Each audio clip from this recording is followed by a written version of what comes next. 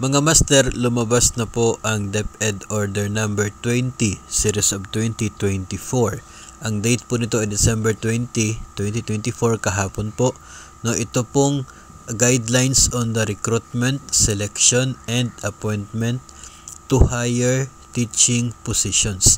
At kabilang po dito ay ang mga positions galing po sa Teacher 2 hanggang sa Teacher 7. Maging ang Master Teacher 1 hanggang sa Master Teacher 5. Dito po sa DepEd order na ito nakalista po yung proseso para po sa promotion ng mga public school teachers sa iba't iba pong posisyon.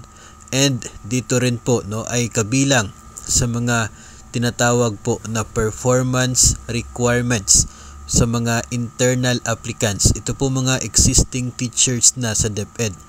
Ito pong iba't ibang classroom observable indicators at non-classroom observable indicators. Depende po sa posisyon na bakante at applyan ng mga teachers. Galing po sa Teacher 2 hanggang sa Master Teacher 5, may iba't iba po na nakikita po ninyo kung ilang proficiency ng classroom observable indicators at very satisfactory o kaya ay outstanding ang requirements para po sa iba't ibang posisyon. Maging sa non-classroom observable indicators, nandyan din po, example dito po sa Teacher 4, 21 proficient classroom observable indicators na very satisfactory at 16 proficient non-classroom observable indicators na very satisfactory.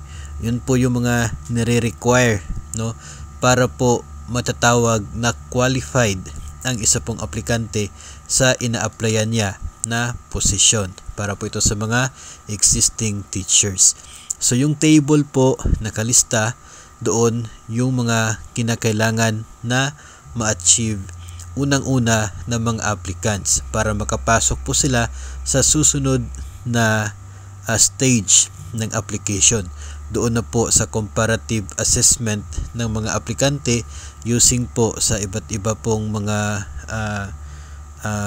rubrics ng point system.